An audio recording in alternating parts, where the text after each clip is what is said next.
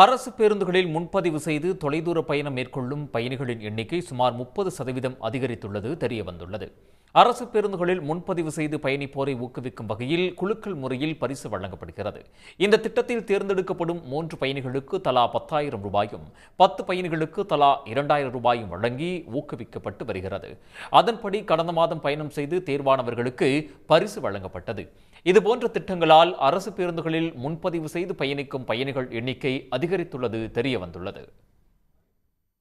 அதிகமாக 2023-24 வருடத்தில் கடந்த வருடத்தை விட அதிகமாக 14 லட்சத்துக்கும் மேற்பட்ட பயணிகள் இந்த முன்பதிவு வசதியை பயன்படுத்தியிருக்கின்றன.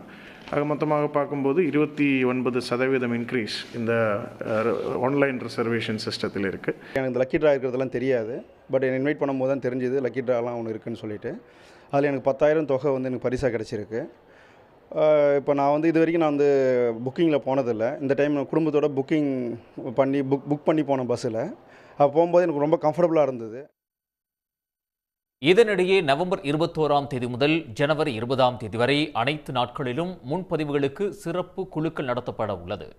இதில் தேர்ந்தெடுக்கப்படுவோருக்கு முதல் பரிசாக இருசக்கர வாகனமும், 2வது பரிசாக தொலைக்காட்சி பெட்டியும், 3வது பரிசாக குளிர்சாதன பெட்டியும் வழங்கப்படும் என்று தெரிவிக்கப்பட்டுள்ளது. உடனுக்குடன் செய்திகளை தெரிந்து கொள்ள சன் நியூஸ் பெல் ஐகானை கிளிக் பண்ணுங்க.